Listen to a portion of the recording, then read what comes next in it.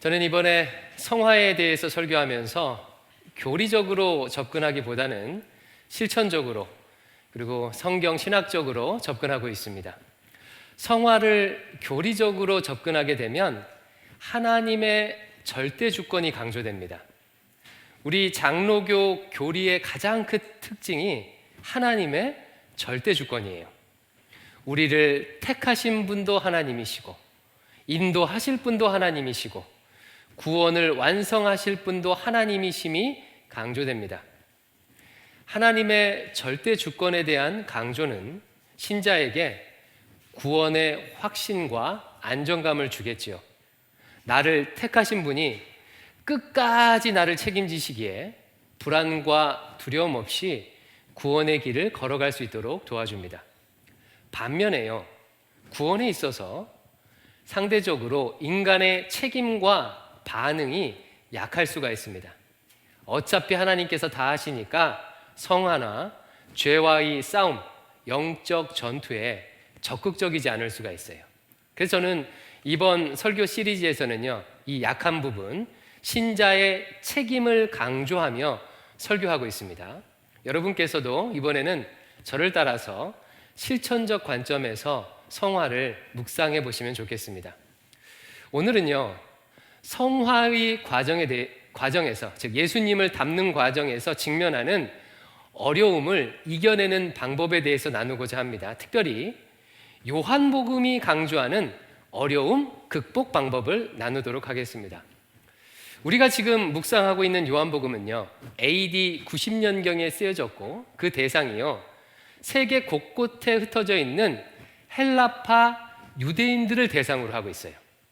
당시 예수 믿는 유대인들은 유대 공동체 안에서 큰 어려움을 겪고 있었습니다. AD 70년경에 예루살렘 성전이 로마에 의해 파괴되자 유대교는 예수 믿는 유대인들을 적극적으로 출교시켰습니다. 그 이전까지는 다양한 형태의 분파가 유대 사회 안에 공존을 했었어요. 예를 들어 종교 지도자들을 중심으로 한 사두개파도 있었고, 제야의 율법 전문가들이었던 바리새파도 있었고, 로마를 향해서 무장투쟁하자, 독립운동하자는 시카리파도 있었고, 속세를 떠나서 세례요한처럼 광야에 살고 있었던 에세네파도 있었습니다. 예수 믿는 유대 기독인들도요, 한동안은 이런 여러 분파 중 하나로서 유대 공동체 안에 속해서 유대 회당에 출입을 할 수가 있었어요. 그래서 사도 바울도요, 전도 여행할 때 유대 회당을 중심으로 이렇게 전도했습니다. 그러나 예루살렘 성전이 파괴되자 상황이요, 급격히 보수적으로 바뀌었어요. 예루살렘 성전 대신에 율법을 가르치던 바리새인들이 유대 사회의 구심점을 이루게 되었고, 이 바리새인들은요, 각 회당에서 아주 적극적으로 예수 믿는 유대인들을 출교시켜 버렸습니다. 그래서 요한복음에 보면 다른 어느 성경에서도 나오지 않는 출교라는 단어가 여러 차례 등장을 합니다. 유대 공동체의 특징을 생각할 때 이와 같은 조치는 예수 믿는 유대인들에게 큰 어려움이 되었습니다. 유대인들은 이미 나라가 없어서 전 세계에 디아스포라로 흩어져 살고 있었지요. 그래서 흩어진 그곳에서 먼저 회당을 세우고 그 회당을 중심으로 공동체를 이루며 살았습니다. 따라서 이 회당에서 축출되고 출교된다는 것은 친족들로부터 배척을 당하고 관계적인 단절, 그리고 사회적 고립에 처하는 것을 의미했습니다. 그렇겠죠. 그래서 이런 어려움이 찾아오자 예수 믿는 유대인들이 갈등하기 시작하는 거예요. 믿음을 포기하고 다시 예전의 유대교로 돌아가고 싶은 유혹을 받고 있었습니다. 요한복음은요, 이런 어려운 상황에 있던 예수 믿는 유대인들에게 이 위기를 극복할 수 있도록 격려하는 내용을 담고 있습니다. 우리도 비슷한 것 같아요. 예수 믿고 성화하는 과정은요, 꽃길만 걷는 과정이 아니죠. 예수 믿는 순간부터 만사가 형통이고 병도 치유받고 자녀들도 다 잘 되고 그러면 좋겠지만, 오히려 예수 믿는 것 때문에 어려움을 당할 때가 있습니다. 대표적인 것이 사탄의 공격입니다.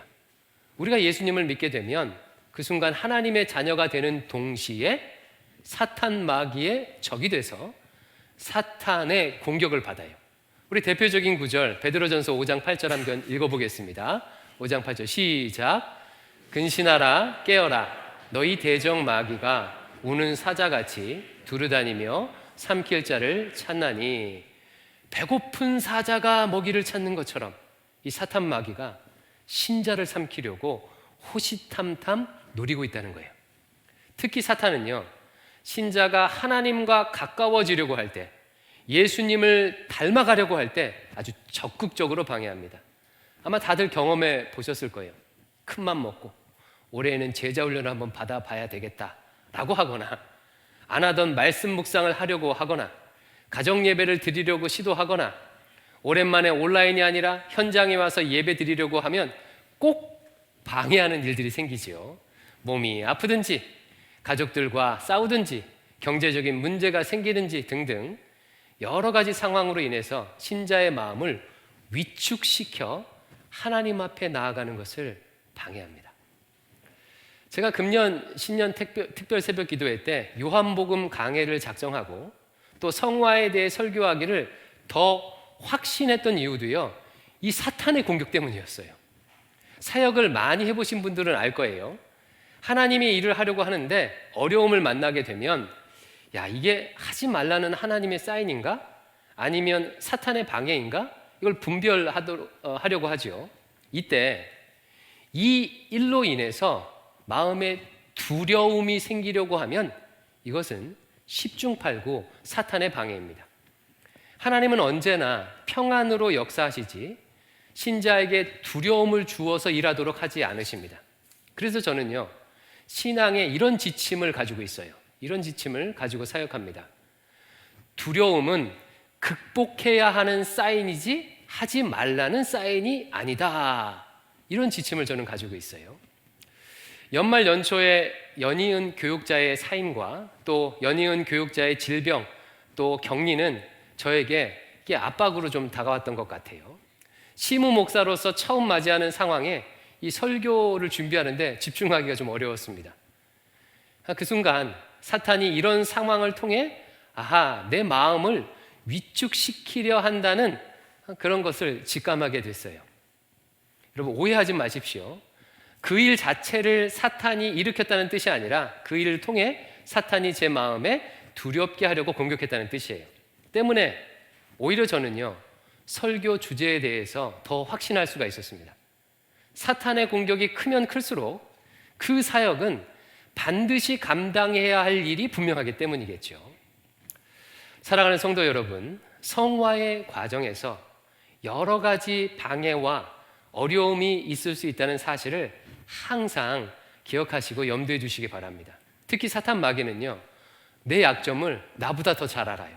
그래서 그 부분을 집중 공격합니다.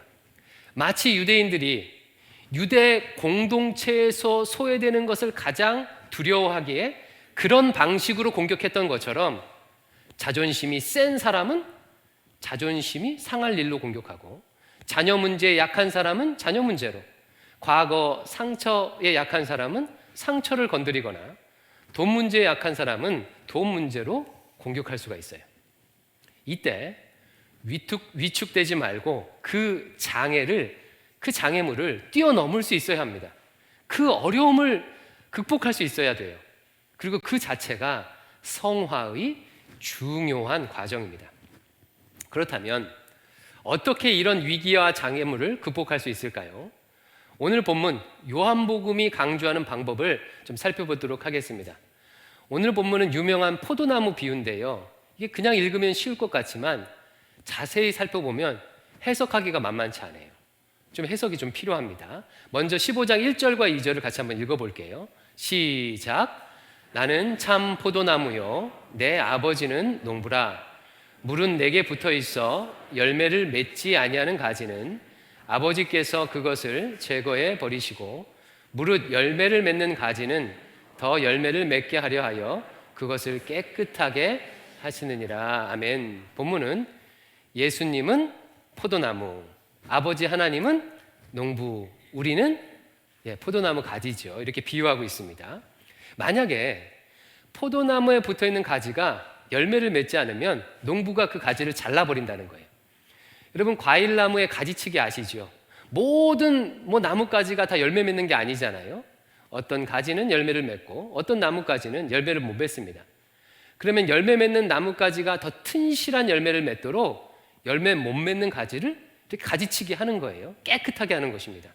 바로 그렇게 하겠다는 거예요. 그러면서 3절에 이렇게 말씀하셔요. 여기서부터가 중요합니다. 3절 같이 한번 또 이것도 읽어보겠습니다. 시작. 너희는 내가 일러준 말로 이미 깨끗하여 졌으니. 여기서 너희는 누구일까요? 지금 이 예수님의 말씀을 듣고 있는 제자들이겠죠. 이 말씀을 듣고 있는 제자들은 이미 깨끗하게 구별된 가지라는 거예요. 그러면 제자들은 이미 열매를 맺었겠네요? 그렇겠죠.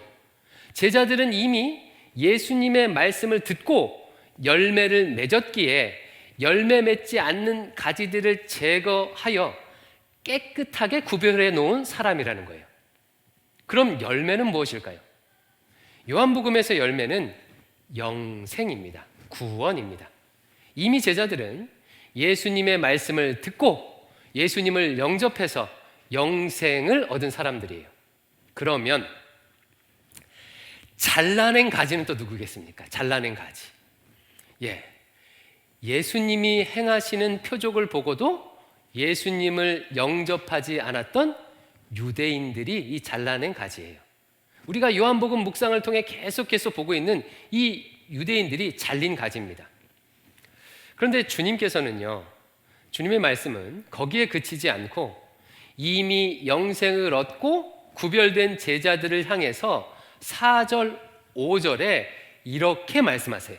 4절, 5절 읽어볼게요. 4절, 5절입니다. 시작. 내 안에 거하라. 너 너희 안에 거하리라. 가지가 포도나무에 붙어있지 아니하면 스스로 열매를 맺을 수 없음 같이 너희도 내 안에 있지 아니하면 그러하리라. 나는 포도나무요 너희는 가지라. 그가 내 안에 내가 그 안에 거하면 사람이 열매를 많이 맺나니 나를 떠나서는 너희가 아무것도 할 수 없음이라. 아멘. 이미 영생을 얻은 제자들을 향해서 계속해서 포도나무에 붙어 있으라고 지금 말씀하시는 거예요. 그래야 열매를 많이 맺을 수 있다고 하십니다. 당연한 말이겠죠. 가지치기에 살아남은 가지도 계속 포도나무에 붙어 있어야 더 튼실한 열매를 맺을 수 있겠죠. 그렇다면 주님은 왜 이런 말씀을 하시는 것일까요? 이 부분은 아까 서두에서 말씀드린 요한복음의 배경을 알아야 확실히 이해가 됩니다. 요한복음이 쓰이던 당시 예수 믿는 유대인들은 유대 공동체에서 출교당하게 되었다고 말씀드렸죠. 때문에 예수 믿는 유대인들 중에서 이것을 두려워해서 믿음을 버리고 다시 유대교로 돌아가려는 그런 사람들이 있었어요. 바로 이런 유혹에 있던 신자들을 향해 지금 말씀하고 있는 거예요. 참 포도나무 대신 예수님께 계속 붙어 있어야 돼. 그래야 더 풍성한 열매를 맺게 된다. 예수님을 떠나서는 열매를 맺을 수 없다라고 권면하는 것입니다. 그럼 이제 확실히 이해가 되시죠? 이것이 바로 위기를 겪고 있는 신자들을 향한 요한복음의 가르침이에요. 요한복음의 대안입니다. 어려움이 왔다고 믿음을 저버리지 말고 계속해서 포도나무 대신 예수님께 붙어 있으라고 교훈하는 거예요. 그래야 온전한 성화를 이룰 수 있다고 말씀하시는 것입니다. 이것을 위해서 본문은 두 가지를 강조해요. 첫 번째는요, 예수님께서 참 포도나무 되심을 강조해요. 5장 1절에 나는 참 포도나무요. 15장 5절에 나는 포도나무요. 예수 믿는 유대인들이 다시 돌아가려고 하는 유대 율법은 영생을 주는 참 포도나무일 수가 없습니다. 유대교가 가르치는 정결례와 할례는 죽은 나무라는 거예요. 거기에 붙어 있어서는 절대로 영생의 열매를 맺을 수 없습니다. 오직 예수님만이 진정한 영생을 주시는 참 포도나무임을 강조하고 있습니다. 이 가르침은 우리에게도 그대로 적용돼요. 사탄 마귀는요, 성화하려는 우리를, 예수님을 더 닮아가려는 우리를, 구원을 이루려는 우리를 자꾸 예전의 삶으로 돌아가도록 유혹해요. 참 포도나무 대신 예수님이 아니라 죽은 나무에, 율법과 같은 죽은 나무에 붙어 살도록 우리를 유혹합니다. 그렇다면 여러분, 내가 죽은 나무에 붙어 사는지 참 포도나무에 붙어 사는지 어떻게 할 수 있을까요? 예, 간단합니다. 열매를 보면 알아요. 열매를 보면 그 나무를 알겠지요. 참 포도나무에 붙어 있으면 영생의 열매를 맺고, 즉 성화하고, 죽은 나무에 붙어 있으면 죽은 열매를 맺는 거예요. 사도 요한이 쓴 이 요한복음과 또 사도 요한이 쓴 다른 서신 요한 1서를 보게 되면 죽은 나무에 붙어 있는 자들은 다음과 같은 열매를 맺습니다. 첫 번째, 어떤 열매를 맺냐면 정죄의 열매를 맺어요. 정죄의 열매. 율법주의 유대교가 보여주는 대표적인 열매죠. 지금 요한복음에 보면 유대인들은요, 정죄를 엄청 잘해요. 유대인들은 간음했던 여인, 그리고 날 때부터 시각장애를 가진 청년을 죄인이라고 정죄를 했습니다. 사마리아 사람들을 죄인이라고 정죄를 했어요. 정죄는 대표적인 죽은 나무의 열매입니다. 따라서 내가 신앙생활을 하면 할수록 자꾸 다른 사람들을 향해서 판단하고 정죄하는 마음이 더 생긴다면 지금 참 포도나무에 가까운 거예요? 죽은 나무에 가까운 것입니까? 죽은 나무에 가까울 수 있다는 거예요. 또 다른 죽은 열매는요, 요한일서 2장 16절에 나옵니다. 이 말씀 같이 한번 읽어볼게요. 요한일서 2장 16절 시작. 이는 세상에 있는 모든 것이 육신의 정욕과 안목의 정욕과 이생의 자랑이니 다 아버지께로부터 온 것이 아니요 세상으로부터 온 것이라. 율법이라는 죽은 나무의 열매는 정죄라면 세상이라는 죽은 나무의 열매는 육신의 정욕, 안목의 정욕, 이생의 자랑을 추구한다는 거예요. 여기서 이생의 자랑이란 원문 그대로 직역하면 재산을 자랑하는 것을 뜻합니다. 즉 육체적인 쾌락, 안목의 쾌락, 재산을 자랑하는 삶을 추구하게 되면 지금 이 사람은 참 포도나무에 가깝습니까? 죽은 나무에 가깝습니까? 죽은 나무에 가까울 수 있다는 거예요. 사랑하는 성도 여러분, 우리 구주 예수님만이 우리에게 영생을 주시고 더 풍성히 얻게 하시는 참 포도나무 되십니다. 우리가 처음 믿음을 가질 때부터 배우고 고백했던 이 진리를 가슴에 새기시기를 바랍니다. 그래야 위기가 올 때 잘 극복할 수 있습니다. 두 번째로 오늘 본문은요, 예수님께 붙어 있을 것을 강조해요. 계속 말씀 나오지요. 15장 2절 내게 붙어 있어. 15장 4절 포도나무에 붙어 있지 아니하면. 그렇다면 예수님께 붙어 있는 것은 무엇을 의미할까요? 15장 5절 보니까 붙어 있다는 것을 또 다른 식으로 이렇게 표현해요. 15장 5절 제가 한번 읽어드릴게요. 나는 포도나무요 너희는 가지라.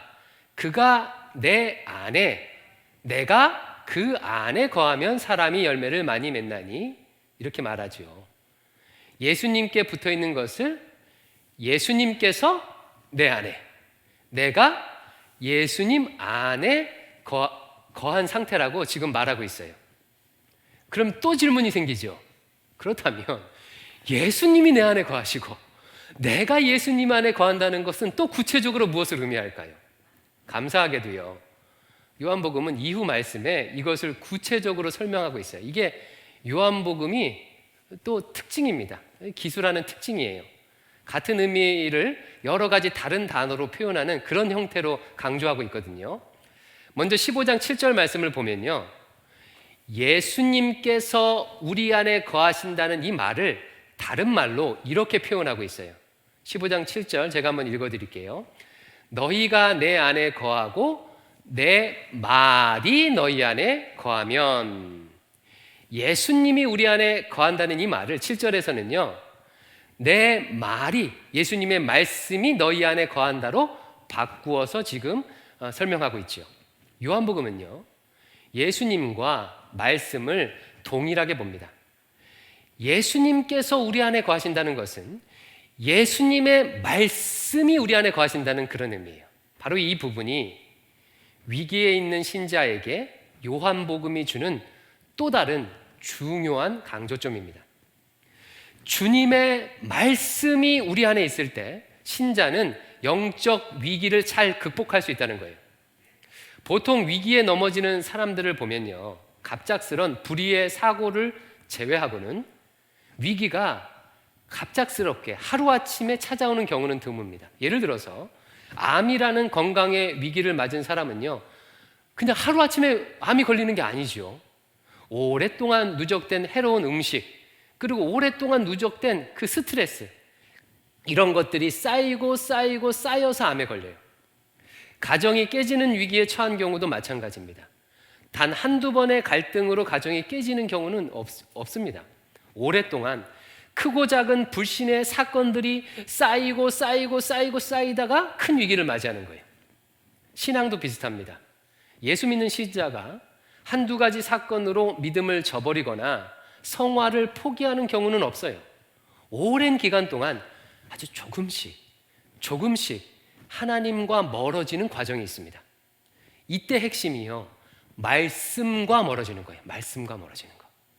직장일로 인해서, 사업으로 인해서, 육아로 인해서, 여러 가지 일들로 인해서 조금씩 말씀과 멀어지다가 영적인 큰 위기를 맞이하는 거예요. 반대로 말하면 평상시에 주님의 말씀에 깊이 뿌리내려 있어서 계속해서 말씀의 은혜를 공급받는 사람은 시험과 유혹에 쉽게 넘어지지 않겠지요.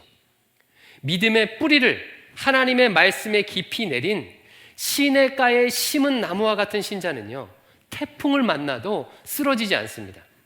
바람이 세면 잎들이 떨어지고 몇몇 가지들은 부러질 수 있을지 모르지만 뿌리가 뽑히지는 않아요. 이런 차원에서 대광교회가 작년부터 시작한 매일 말씀 묵상 운동은 아무리 강조해도 지나침이 없습니다. 우리가 2년간 겪고 있는 코로나19는요, 우리 신앙생활에 큰 도전이 되고 있습니다. 성화는커녕 믿음을 잃어버릴 수 있는 위기를 주고 있어요. 하지만 주님의 말씀이 내 안에 있도록 하는 신자는 이 위기가 오히려 기회가 될 것입니다. 이 기간을 통해서 스스로 하나님의 말씀을 묵상할 줄 아는 영적으로 자립한 성숙한 신자가 될 것입니다. 그러므로 사랑하는 성도 여러분, 매일 말씀 묵상 운동을 가볍게 여기지 마시기 바랍니다. 항상 주님의 말씀이 내 안에 거하도록 하여 참 포도나무 되신 주님께 붙어 있기를 권면드립니다. 바로 이것이 예수님께서 내 안에 거하신다는 의미예요. 예수님의 말씀이 내 안에 거하는 것. 다음으로 내가 주님 안에 거한다는 것은 구체적으로 무엇을 의미할까요? 10절 말씀입니다. 10절 읽어볼게요. 시작. 내가 아버지의 계명을 지켜 그의 사랑 안에 거하는 것 같이 너희도 내 계명을 지키면 내 사랑 안에 거하리라. 아멘. 이 말씀 보니까 신자가 주님의 계명을 지킬 때 주님의 사랑 안에 거한다고 말해요. 즉 신자가 주님 안에 거한다는 것은 주님의 계명을 지키는 것입니다. 그런데 요한복음은요, 이 주님의 계명 중에 유독 강조하는 게 있어요. 15장 12절 말씀인데 이 말씀도 읽어볼게요. 시작. 내 계명은 곧 내가 너희를 사랑한 것 같이 너희도 서로 사랑하라 하는 이것이니라. 아멘. 어떤 계명을 강조하죠? 너희도 서로 사랑하라. 옆에 있는 형제 자매를, 지금 이렇게 같이 신앙생활하는 형제 자매를 사랑하라는 계명을 강조합니다. 예수님께서 나를 사랑하신 것 같이 형제 자매를 사랑하면 내가 주님 안에 거한다는 거예요. 요한복음은요, 형제 사랑을 매우 강조해요. 요한이 쓴 서신들이 그렇습니다. 요한 1서도 보면 형제 사랑을 매우 강조합니다. 대표적으로 최후의 만찬 장면을 보면 확실히 알 수가 있어요. 예수님께서 최후의 만찬 이후에 제자들의 발을 씻기는 세족식을 하고 나서 이렇게 새 계명을 제자들에게 주셔요. 요한복음 13장 34절 35절입니다. 이것도 같이 읽어볼게요. 시작. 새 계명을 너희에게 주노니 서로 사랑하라. 내가 너희를 사랑한 것 같이 너희도 서로 사랑하라. 너희가 서로 사랑하면 이로써 모든 사람이 너희가 내 제자인 줄 알리라. 아멘. 예수님이 주신 새 계명은 형제 자매들끼리 서로 사랑하라는 것이죠. 여러분 참 의미심장하지요. 내가 주님 안에 지금 거하고 있는지 아닌지 어떻게 알 수 있어요? 형제 자매를, 지금 같은 신앙 공동체 안에 있는, 교회 안에 있는 형제 자매를 사랑하는지를 통해서 알 수 있다는 거예요. 형제 자매들에게 관심이 없으면, 형제 자매를 사랑하지 않으면 주님 안에 거하지 않는다는 뜻입니다.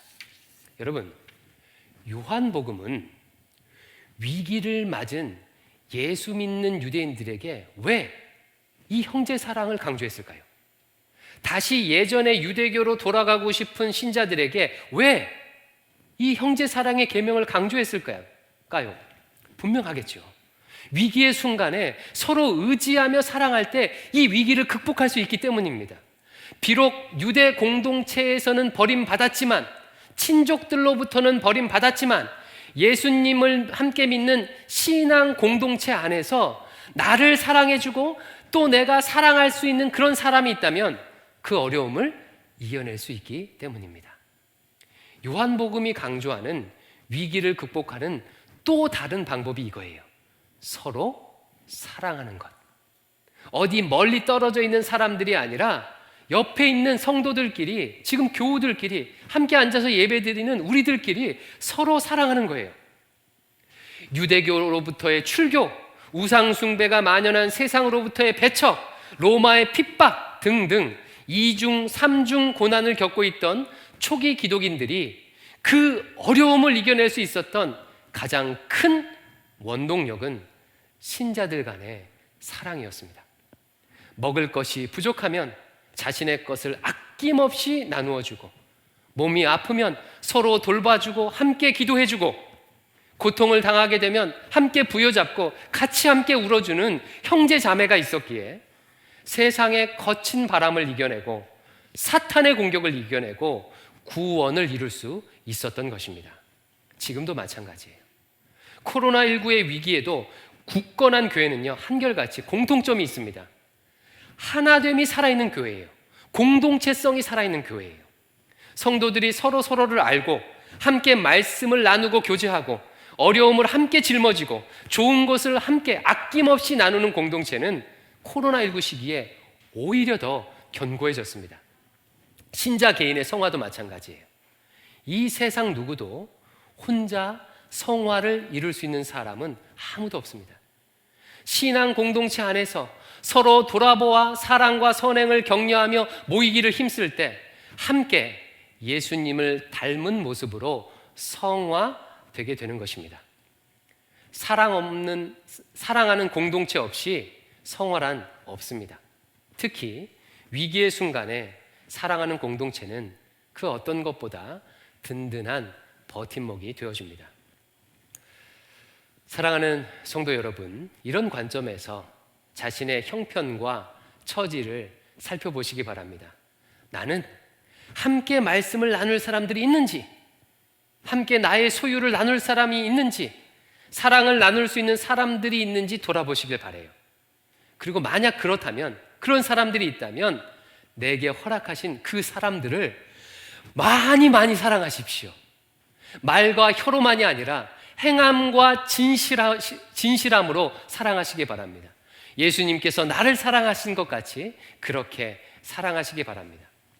위기의 강을 건너고 있는 이때에, 외로움이 사회 전반을 지배하는 이 시대에 옆에 있는 형제 자매들에게 먼저 손 내밀며 기꺼이 사랑하시기 바랍니다. 반면에 그런 공동체가 없다면 주저하지 마시고 교회 공동체 안에 들어오시길 바라요. 담장 위에 서서 외롭게, 위태롭게 외로운 줄타기를 하지 마시고 집 안으로 들어오십시오. 내가 사랑하고 나를 사랑해 줄 사람들이 있어야 이 위기를 극복할 수가 있습니다. 아니, 그 자체가 성화의 과정이에요. 그러므로 교구 목사님께 용기 내서 말씀하세요. 그래서 새로운 다락방에 들어가거나 결성하거나 속하거나 꼭 공동체를 이루시기를 바랍니다. 말씀을 정리하겠습니다. 온전한 성화를 위해서는 성화를 방해하는 어려움을 극복할 수 있어야 합니다. 이것을 위해서 첫째, 예수님만이 참 포도나무 되심을 기억하며 예수님께 붙어 있어야 되죠. 두 번째, 예수님의 말씀이 내 안에 거하도록 해야 돼요. 그리고 세 번째, 형제 자매들 간에 서로 사랑해야 합니다.